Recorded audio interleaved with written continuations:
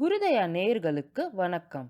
இந்த சேனலில் பல ஜோதிட மற்றும் ஆன்மீக தகவல்களை உங்களுக்காக தரவிருக்கின்றோம். எங்கள் சேனலுக்கு வருவது இதுவே முதன்முறை என்றால் எங்கள் சேனலை சப்ஸ்கிரைப் செய்து கொள்ளுங்கள்.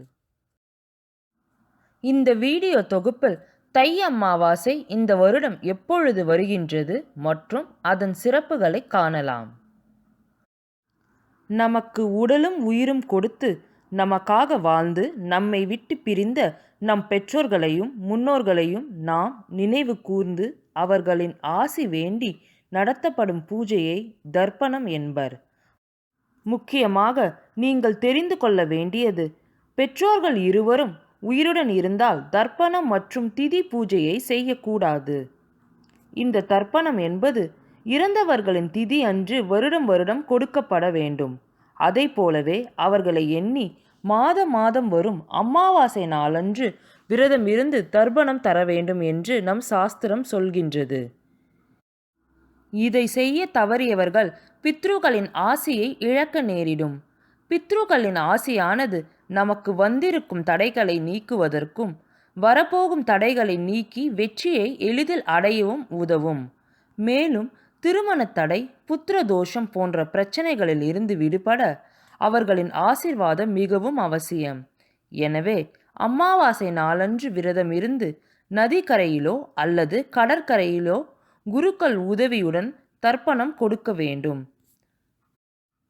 வருடத்தில் வரும் அனைத்து அமாவாசை அன்று தர இயலாதவர்கள் முக்கியமான 3 அமாவாசையான தை அமாவாசை, ஆடி அமாவாசை மற்றும் புரட்டாசி அமாவாசை அன்றாவது தர வேண்டும் என்கிறது நம் சாஸ்திரம்.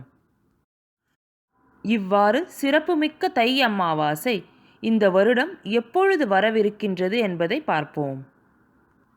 2019ஆம் ஆண்டு தை அமாவாசை பிப்ரவரி மாதம் 4ஆம் தேதியன்று வருகின்றது.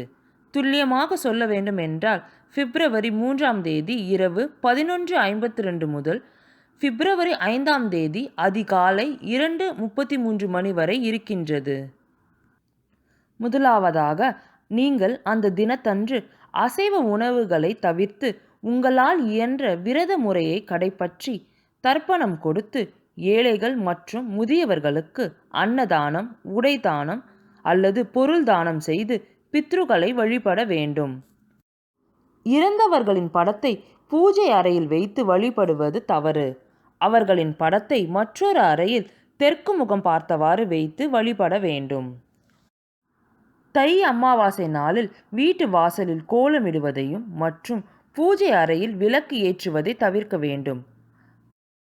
காக்கைக்கு முதலில் உணவு அளிக்காமல் நாம் உணவு அருந்தக்கூடாது.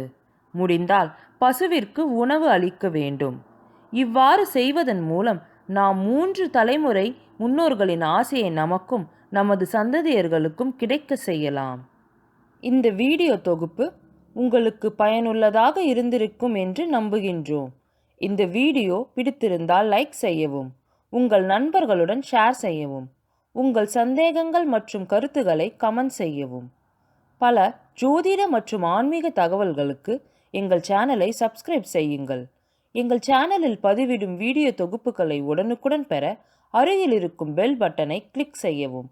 நன்றி, வணக்கம்.